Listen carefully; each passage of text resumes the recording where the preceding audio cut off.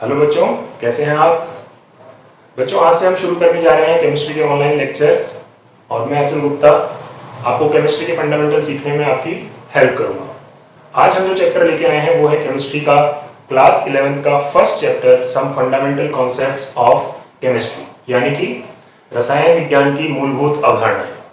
तो यहाँ पर हमें पढ़ना है केमिस्ट्री के इंट्रोडक्शन के बारे में, हमें जानना है केमिस्ट्री की डेफिनेशन क्या होती है और इस सब्जेक्ट में थ्रू आउट द ईयर हम कौन कौन सी चीज़ें पढ़ने वाले हैं। तो जब साइंस सब्जेक्ट आपने लिया है तो अब आपको केमिस्ट्री के बारे में भी जानकारी होनी चाहिए कि इस सब्जेक्ट में हमें क्या क्या स्टडी करना है। तो आइए बच्चों, सबसे पहले हम डिस्कस करते हैं इस सब्जेक्ट की डेफिनेशन। देखिए, chemistry it is the branch of science that studies the preparation, properties, structure and reactions of substance is called chemistry. देखिए बच्चों, सबसे पहला वर्ड है सब्सटेंस, यानी इस पृथ्वी पर या इस यूनिवर्स में जितने भी सब्सटेंसेस मौजूद हैं, जो भी मटेरियल हम देखते हैं, महसूस करते हैं, तो उन सब मटेरियल्स की प्रिपरेशन कैसे होती है, कैसे वो बनते हैं, कैसे उनका सिंथेसिस होता है, उनकी प्रॉपर्टीज क्या है, उनके क्या कैरेक्टरिस्टिक्स हैं, उनकी स्ट्रक्चर कुछ किस तरह की है, उसका स्टडी, और वो सब्सटेंसेस दूसरे अदर सब्सटेंस के साथ रिएक्ट करके कौन कौन से नए सब्सटेंस बना सकते हैं, इस सारी स्टडी को हम कहते हैं केमिस्ट्री। और केमिस्ट्री का जो दूसरा पार्ट, सबसे जरूरी पार्ट है, वो है कि जो सब्सटेंस या जो मैटर, जो भी आगे पढ़ेंगे हम इसी क्लास में, उसके बारे में जब हम बात करते हैं तो हमें एक वर्ड समझ में आना चाहिए, atom and molecule. These are the basic elements of any substance, यानी कि ये एक ऐसे स्मॉलेस्ट एलिमेंट्स हैं, ऐसे स्मॉलेस्ट कंपोनेंट्स हैं जिनसे मिलकर के कोई भी मैटर या कोई सब्सटेंस बना है। तो अगला जो एक लाइन आप देख रहे हैं बोर्ड पर, it is the science of atoms and molecule, यानी यहां पर हम जो हमारा फोकस रहेगा वो रहेगा एटम्स और मॉलिक्यूल की स्टडी पे। उसी से हम पता लगा पाएंगे कि अल्टीमेटली किसी भी केमिकल कंपाउंड का स्ट्रक्चर क्या है और किस तरीके से ये कंपाउंड अलग अलग कंपोनेंट्स के साथ, अलग अलग सब्सटेंस के साथ रिएक्शन करता है। ठीक है, ऐसे कौन कौन से फील्ड्स हैं जहां पर केमिस्ट्री का रोल हो सकता है। तो देखिए बच्चों, कुछ मैंने यहां पर लिखे हैं आपको समझाने के लिए, लेकिन अगर आप देखेंगे और आप महसूस करेंगे, अपने चारों तरफ आप जितनी भी चीजें पाएंगे, जिन चीजों का आप इस्तेमाल करते हैं या आपके इर्द गिर्द लोग इस्तेमाल करते हैं, आप देखेंगे कि हर वस्तु में केमिस्ट्री का बहुत ही इंपॉर्टेंट रोल है, क्योंकि हर प्रकृति में मौजूद हर सब्सटेंस किसी ना किसी कॉन्स्टिट्यूएंट एटम से मिलकर बना हुआ है और वहां पर आपका केमिस्ट्री का रोल आएगा। तो देखिए, सबसे इंपॉर्टेंट रोल तो औषधि में ही है। जो भी आप मेडिसिन लेते हैं बीमारी के लिए, इलाज में, वो सब आपके केमिकल सब्सटेंसेज हैं। फर्टिलाइजर्स, किसान जो खेतों में आपके उर्वरक डालते हैं, फर्टिलाइजर्स डालते हैं पैदावार बढ़ाने के लिए, वो सारे केमिकल्स हैं। डाइज, जो आप कलर देखते हैं, जो आप कलर करने के लिए, चाहे वो कपड़े को कलर करना हो, चाहे वो कलर पेंट हो, चाहे वो बहुत सारी चीजें हो जहां पर कलर का यूज हो रहा है, वो सारे केमिकल सब्सटेंसेज हैं बच्चों।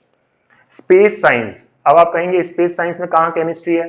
देखिए बच्चों, स्पेस शटल बन रहा है, स्पेस के लिए सैटेलाइट्स बन रहे हैं, स्पेस सूट बनते हैं, हर चीजें केमिकल सब्सटेंसेस से मिलकर बनी हुई है।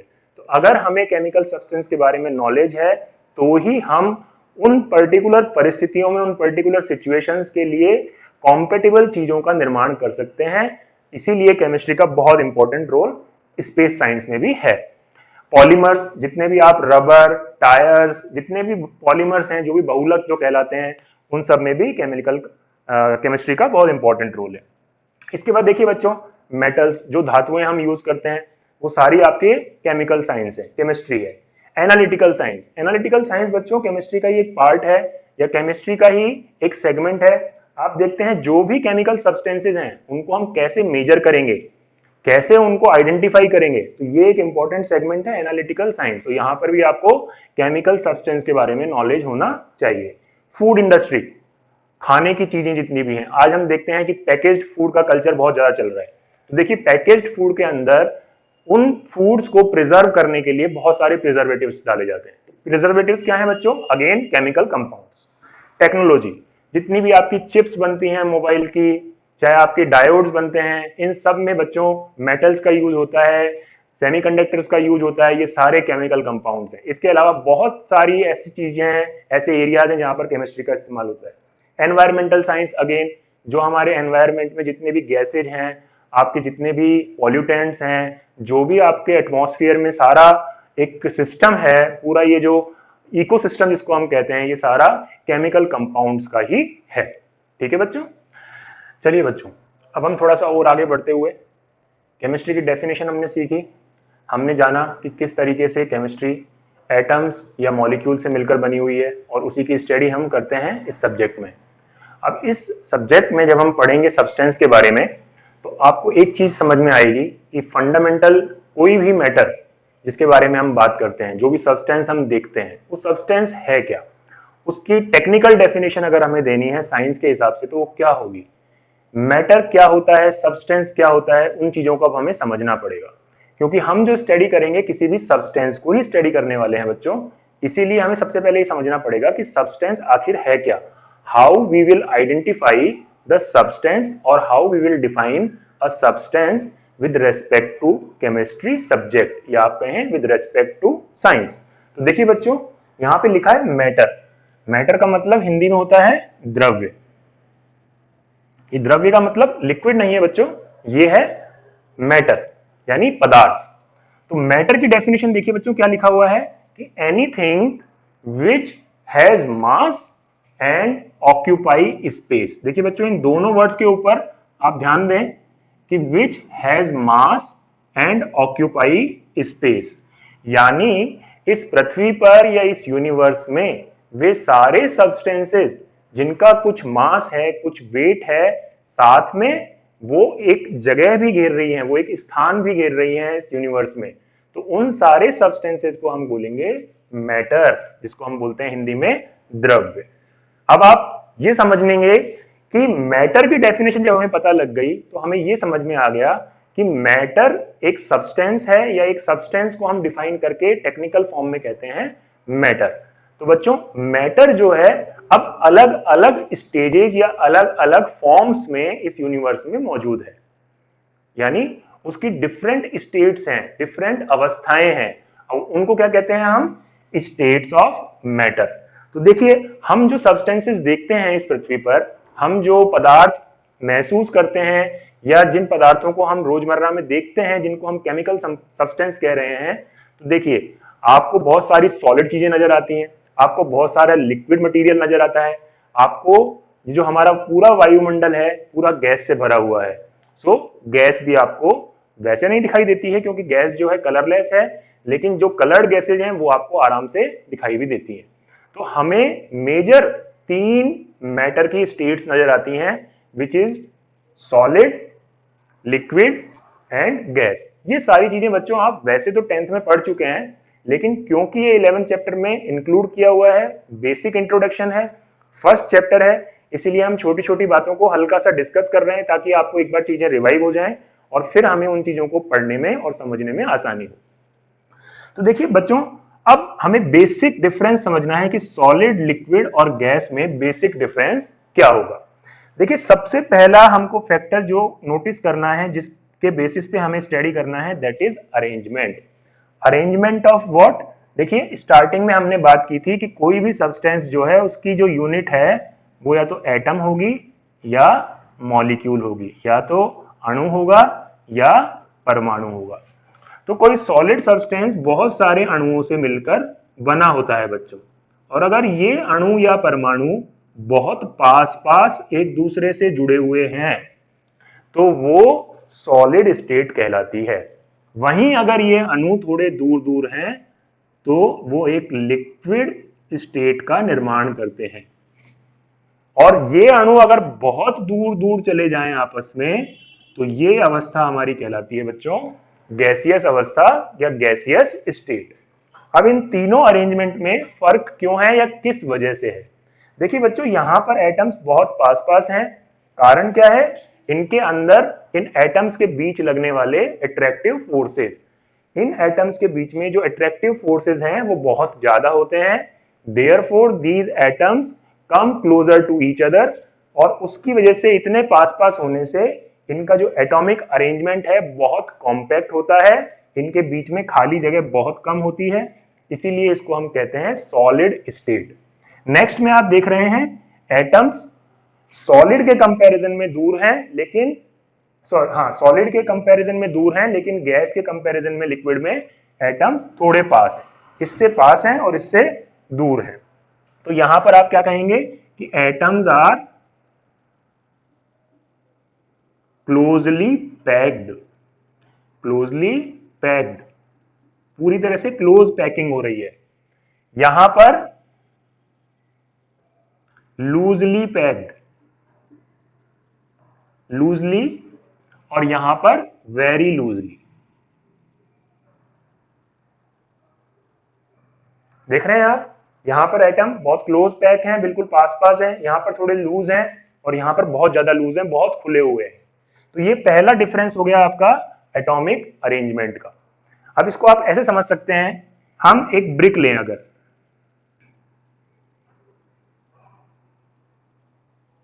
ठीक है बच्चों, अब इस ब्रिक के जो कॉन्स्टिट्यूएंट एटम्स हैं ये ऐसे पास पास पास पास अरेंज होंगे। इनको आपस में बच्चों खिसकने के लिए कोई जगह नहीं मिलेगी, मूवमेंट करने के लिए कोई जगह नहीं मिलेगी, तो इनकी जो मोबिलिटी होती है वो भी क्या होती है बच्चों, काफी कम होती है। ये आपस में मूवमेंट इनका बहुत ही लिमिटेड होता है या नेग्लिजिबल होता है। तो यहां पर जो मोबिलिटी है वो निल है या नेग्लिजिबल है, बहुत ही कम होगी। लिक्विड देखते हैं आप, फ्लो करता है, बहता है लिक्विड, तो यहां पर जो मोबिलिटी है स्लाइट मोबिलिटी है।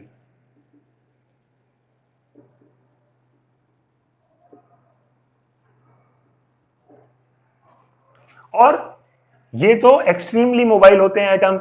गैस कितनी जल्दी पूरे एरिया में फैल जाती है, लिक्विड इतना जल्दी नहीं फैलेगा जितनी जल्दी गैस फैल जाएगी, तो इसकी हाई मोबिलिटी है।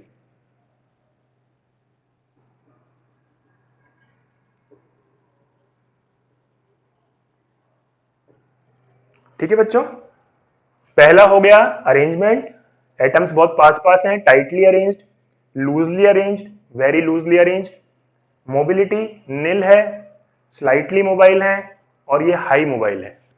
इसके बाद में शेप, आप सब जानते हैं सॉलिड का शेप फिक्स होता है, चाहे आप उसे किसी भी कंटेनर में रखें, किसी भी सिचुएशन में रखें, सॉलिड अपना शेप चेंज नहीं करने वाला है।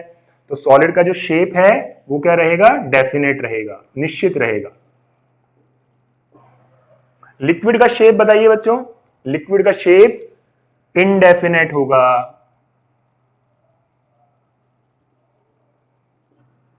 या नॉट डेफिनेट कह सकते हैं आप इसको। क्यों, जिस कंटेनर में आप लिक्विड को ट्रांसफर करेंगे वो उसी कंटेनर का शेप ले लेगा बच्चों। तो अगर लिक्विड है तो उसका शेप डेफिनेट नहीं है, सॉलिड है तो उसका शेप डेफिनेट है। सिमिलरली गैस का भी शेप आपका नॉट डेफिनेट, निश्चित नहीं है। क्यों, जिस कंटेनर में, जिस एरिया में, अगर रूम में है तो रूम में पूरी गैस फैल जाएगी, बलून में है तो बलून में पूरी गैस फैल जाएगी, अगर आपने खुले एटमॉस्फेयर में छोड़ दिया तो पूरे वायुमंडल में वो पूरी गैस फैल जाएगी। इसका मतलब गैस का जो शेप है वो भी आपका डेफिनेट नहीं है। नाउ द वॉल्यूम, सॉलिड का मोबिलिटी भी नहीं है, शेप भी आपका फिक्स है, तो वॉल्यूम भी क्या रहेगा, फिक्स रहेगा। इसका वॉल्यूम चेंज नहीं होगा, आकार भी चेंज नहीं हो रहा, आयतन भी चेंज नहीं हो रहा। लेकिन लिक्विड का आयतन चेंज होगा बच्चों, नहीं, लिक्विड का आयतन चेंज नहीं होगा, केवल लिक्विड अपना आकार बदलते हैं, आयतन नहीं बदलते, उनका आयतन निश्चित रहता है। आप 1 लीटर पानी लें, चाहे आप किसी बड़े पात्र में लें, चाहे आप किसी जार में लें, वो 1 लीटर पानी 1 लीटर पानी ही रहेगा, उसका आयतन ना बढ़ेगा ना घटेगा। लेकिन गैस के केस में बच्चों अगेन जो वॉल्यूम है वो भी नॉट डेफिनेट। आप देख सकते हैं गुब्बारे में हवा भरी हुई है, वो केवल गुब्बारे में है।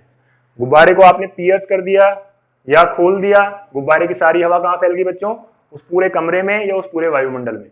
गैस को जितनी जगह मिलती है वो उस पूरे जगह के अंदर फैल जाती है और उस पूरे स्पेस को ऑक्यूपाई कर लेती है। इसीलिए गैस का ना तो आयतन निश्चित होता है ना ही आकार निश्चित होता है। लिक्विड का आयतन तो निश्चित है लेकिन आकार अनिश्चित है। सिमिलरली सॉलिड की बात करें तो सॉलिड का दोनों आकार और आयतन दोनों निश्चित है। तो ये हो गई हमारी brief discussion states of matter के बारे में। हाँ तो बच्चों, अभी हमने सॉलिड, लिक्विड और गैसियस स्टेट के बारे में समझा। हमने देखा कि इन तीनों स्टेट्स में क्या क्या डिफरेंसेस होते हैं और किस तरीके से ये तीनों स्टेट्स आपस में एक दूसरे से डिफर करती हैं। अब बच्चों हम ये देखते हैं कि कोई एक सब्सटेंस या कोई एक मैटर जिसकी हम बात कर रहे हैं, क्या वो मैटर केवल एक ही स्टेट में रह सकता है या डिफरेंट स्टेट में भी रह सकता है? आप भी सोचें, जरा ध्यान लगाएं कि क्या एक सब्सटेंस केवल एक ही स्टेट में एग्जिस्ट कर सकता है या डिफरेंट स्टेट्स में भी एग्जिस्ट कर सकता है। चलिए शुरू करते हैं। देखिए मैंने यहां पर लिखा हुआ है सॉलिड, लिक्विड और गैस। यहां पर बच्चों आप बीच में एक नोटेशन देख रहे हैं रिवर्सिबल एरोज का, इनको हम बोलते हैं रिवर्सिबल एरोज, मतलब हम इस डायरेक्शन में भी जा सकते हैं, इस डायरेक्शन में भी जा सकते हैं। तो देखिए एक सॉलिड एक कंपाउंड है जो सॉलिड स्टेट में है, जिसको हम सबसे कॉमन एग्जांपल लेके चलते हैं हम H2O यानी कि वाटर। अब वाटर अगर आइस के फॉर्म में है तो बच्चों कौन सा स्टेट हो गया उसका? सॉलिड। अब अगर वो पिघल जाए बर्फ या आइस को गर्म कर दें हम तो क्या हो जाएगा? वो वाटर, जो कि कौन सी स्टेट हो गई आपकी? लिक्विड। अब अगर वाटर को आप और हीट करें और गर्म करें तो ये किस फॉर्म में कन्वर्ट हो जाएगा बच्चों? वाष्प फॉर्म में, जिसको हम बोलते हैं वेपर, विच विल बी और गैसियस स्टेट। तो आप देख रहे हैं एक H2O है जो आइस के फॉर्म में सॉलिड स्टेट में होता है, वाटर के फॉर्म में लिक्विड स्टेट में होता है। वहीं अगर हम H2O को अगर बॉईल कर दें, इवेपोरेट कर दें तो क्या हो जाएगा? वो वेपर फॉर्म में। तो एक सब्सटेंस कितनी भी स्टेट्स में एग्जिस्ट कर सकता है, it depend on the individual substance property. कैसे? अगर सोचिए बच्चों आपको इस सॉलिड को लिक्विड बनाना है तो क्या करेंगे आप? ऑफ कोर्स आप इसको गर्म करेंगे, हीट देंगे। बर्फ है, फ्रिज में जम जाती है, फ्रिज में टेम्परेचर होता है 0 डिग्री सेंटीग्रेड। जब आप 0 डिग्री सेंटीग्रेड से थोड़ा सा गर्म करने लगेंगे, ये मेल्ट हो जाएगी आइस, लिक्विड फॉर्म में आ जाएगी। आप इसको कंटिन्यू और हीट करेंगे 90 डिग्री 100 डिग्री टेम्परेचर तक, बच्चों क्या होगा? ये वेपराइज हो जाएगी। वेपराइज होकर क्या बनाएगी? ये गैस फॉर्म बनाएगी। तो देख रहे हैं आप, हीट करने से आपने उसको पहले सॉलिड को लिक्विड में बदल दिया और लिक्विड गैस में बदल गया।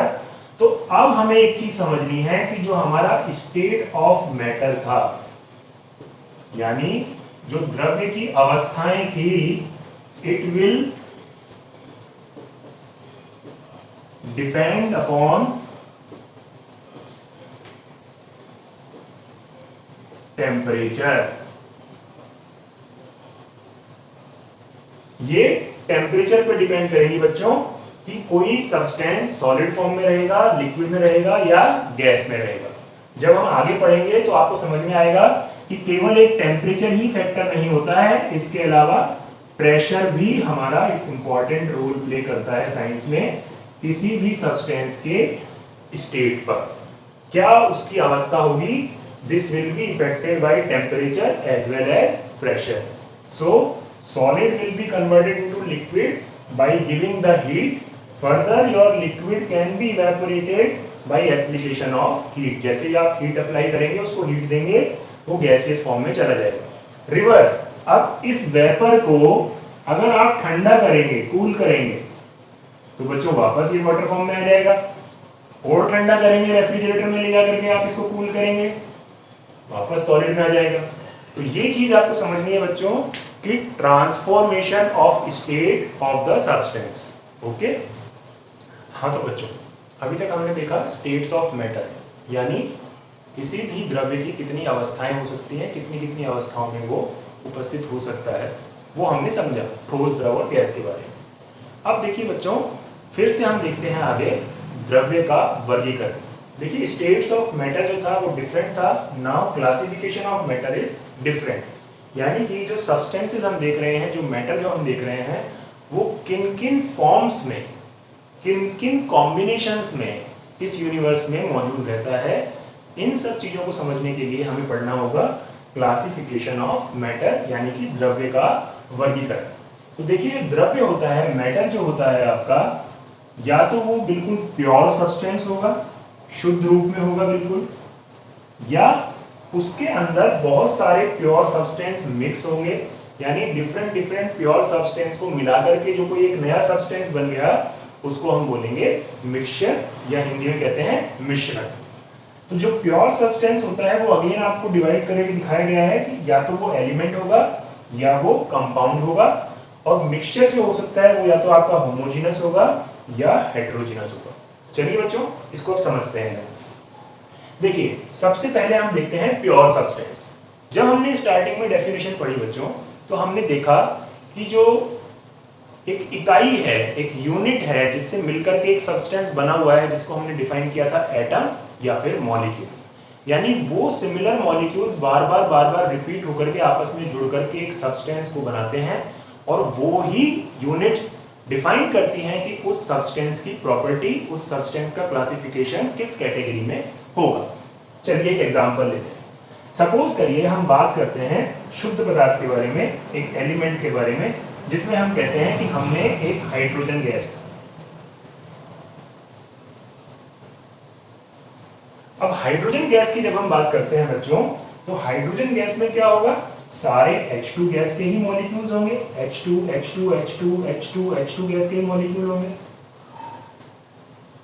ठीक है बच्चों, तो यहां आपको दिखाई दे रहा है कि ये एक ही पूरा का पूरा एलिमेंट है, पूरा का पूरा हाइड्रोजन एटम, वो आपस में कंबाइन होकर के H2 फॉर्म में एक मॉलिक्यूल्स जो हैं वो H2 मॉलिक्यूल्स ही बार बार रिपीट हो रहे हैं। इनको हम बोलते हैं एलिमेंट, तत्व या प्योर सब्सटेंसेस, जिसको आप कह सकते हो। अब ये जरूरी नहीं है H2 गैस, सोडियम धातु की बात करें हम, आयरन मेटल, कॉपर मेटल, जितने भी धात्विक पदार्थ हैं उनमें सब में कॉपर के ही अणु पाए जाएंगे। लोहे का है तो आयरन का ही मॉलिक्यूल पाया जाएगा, एटम पाया जाएगा। सोडियम धातु है तो सोडियम का ही आपको उसमें एटम मिलेगा। यानी वो प्योर सब्सटेंस क्या हो गया, इन्हीं यूनिट्स से मिलकर बना हुआ है, इसलिए हम उसको बोलेंगे प्योर सब्सटेंस, जो कि एलिमेंटल फॉर्म में है, एक सिंगल आपके एटम या मॉलिक्यूल से मिलकर बना हुआ है। अब बात करते हैं हम कंपाउंड की। कंपाउंड को भी बच्चों प्योर क्यों कहा गया है? देखिए, कंपाउंड में कम से कम 2 डिफरेंट एटम्स मिले हुए होंगे। जैसे H2O, इसके अंदर हाइड्रोजन एटम भी है, इसके अंदर ऑक्सीजन एटम भी है। अब आप कहेंगे सर ये प्योर कैसे है? तो देखिए बच्चों, प्योर कंपाउंड है, ना कि प्योर एटम कह रहे हैं हम यहाँ पर। हाइड्रोजन और ऑक्सीजन ने मिलकर के, हाइड्रोजन भी गैस ऑक्सीजन भी गैस, दोनों ने मिलकर के वाटर का मॉलिक्यूल बना लिया, विच इज लिक्विड। अगर ये लिक्विड है तो इसने एक नया सब्सटेंस बना लिया है, और ये सब्सटेंस अगर H2O, आगे जब हम स्ट्रक्चर पढ़ेंगे तो H2O की स्ट्रक्चर कुछ इस तरह की होती है। ऐसे ही एटम्स का जो अरेंजमेंट है, हाइड्रोजन हाइड्रोजन ऑक्सीजन, इन्हीं के रिपीटेशन से जो बनता है वो बनता है वाटर मॉलिक्यूल। तो अगर केवल इस कंपाउंड में H2O के मॉलिक्यूल्स ही हैं तो हम इसको कहेंगे प्योर कंपाउंड। बच्चों आप समझ पा रहे होंगे कि एलिमेंट सिंगल, एक आपका एटम या सेम एटम से मिलकर बनने वाले मॉलिक्यूल। इसमें हाइड्रोजन के अलावा आपको कुछ नहीं मिलेगा, सोडियम के अलावा सोडियम में कुछ नहीं मिलेगा, आयरन में आयरन मेटल होगी, आयरन के अलावा कुछ नहीं होगा, कॉपर में कॉपर के अलावा कुछ नहीं होगा, गोल्ड आप देखते हैं प्योर गोल्ड, गोल्ड के अलावा कुछ नहीं होगा। यानी ये सब प्योर एलिमेंट्स कहलाएंगे। कंपाउंड डिफरेंट एटम्स आपस में केमिकल रिएक्शन करके कोई एक नया कंपाउंड बना लें, और उस कंपाउंड को अगर हम प्योर फॉर्म में स्टोर करते हैं, उसको प्योर फॉर्म में रखते हैं, तो वो कहलाएगा आपका प्योर कंपाउंड। ठीक है बच्चों, अब हम बात करते हैं mixture. What is the difference between compound and mixture? अब बच्चों इसको थोड़ा सा आप समझ लीजिए ध्यान से। देखिए, कंपाउंड की जो बात कर रहे थे हम, कंपाउंड में एक पूरा जो सब्सटेंस था उसमें डिफरेंट डिफरेंट एटम थे, उनका एक प्रपोर्शन था। लेकिन मिक्सचर में क्या होगा, अब सपोज करिए बच्चों, आपके पास शुगर है और आपके पास टेबल सॉल्ट, नमक। आप दोनों को मिक्स कर देते हैं, चीनी को और नमक को आप मिक्स कर देते हैं। तो क्या चीनी के मॉलिक्यूल्स कार्बन हाइड्रोजन ऑक्सीजन और सोडियम क्लोराइड आपस में रिएक्शन करके कोई नया कंपाउंड बना रहे हैं? नहीं, ये कंपाउंड आपस में अपनी अपनी आइडेंटिटी को बनाए हुए हैं। चीनी चीनी का स्वाद रखेगी, नमक नमक का स्वाद रखेगा, नहीं आइडेंटिटी को लॉस नहीं कर रहे हैं। उनकी आइडेंटिटी है इंडिविजुअल की, लेकिन हमने उनको मिक्स कर दिया, उन दो पाउडर्स को मिक्स कर दिया है, तो वो कहलाएगा मिक्सचर, जहां पर डिफरेंट डिफरेंट दो कंपाउंड्स को मिक्स किया जाता है। यानी कि अलग अलग कंपाउंड्स को हमने मिक्स किया है जो अपनी आइडेंटिटी रखते हैं। इसके बाद में ये मिक्सचर या तो होमोजीनस हो सकता है या हेट्रोजीनस हो सकता है। अब होमोजीनस और हेट्रोजीनस को थोड़ा समझते हैं। एक ग्लास ऑफ वाटर है जिसमें H2O, आपने टेबल सॉल्ट नमक डाला इसमें, जैसे ही आपने नमक डाला नमक पानी में घुल गया। अब घुलने के बाद क्या आप नमक निकाल सकते हैं? नहीं, नमक अब लिक्विड फॉर्म में ही डिसॉल्व हो चुका है उस पानी के अंदर। तो बच्चों अब आपको जो दिखाई दे रहा है, ना तो नमक अलग दिखाई दे रहा है ना पानी अलग दिखाई दे रहा है, आपको केवल एक सॉल्यूशन फॉर्म दिखाई दे रहा है जो कि नमक और पानी दोनों को कंटेन करता है, लेकिन दोनों के एलिमेंट्स अपने अपने फॉर्म में अभी भी मौजूद हैं। तो ये मिक्सचर है, लेकिन दोनों ने अपनी आइडेंटिटी शो नहीं करी है, दिख नहीं रहे हैं, तो आप इसको कहेंगे होमोजीनस, समांगी मिश्रण। आप इसमें से आप सेपरेट नहीं कर सकते NaCl को वाटर से। अब आप सपोज करें दो सॉलिड मटेरियल, आपने दाल लिया सपोज करें, और दाल में चीनी मिला दिया। आपको दाल भी दिखाई देती है, अलग से चीनी भी दिखाई देता है, दोनों को मिक्स कर दिया आपने, लेकिन अब आपको दाल के दाने आपको निकालने हैं, आप दाल का दाना भी निकाल सकते हैं, चीनी का दाना निकालना है, चीनी का दाना भी निकाल सकते हैं। तो इस तरह का एग्जाम्पल जो होगा आपका हेट्रोजीनस मिक्सचर्स का होगा। और जब हम आगे डिटेल पढ़ेंगे चैप्टर्स में तो आपको और क्लियर होगा कि होमोजीनस मिक्सचर या हेट्रोजीनस मिक्सचर्स में बेसिक डिफरेंस जो है वो यही है। और आगे चैप्टर्स में जब एग्जांपल्स आएंगे तो आप और क्लैरिटी उसको लेंगे।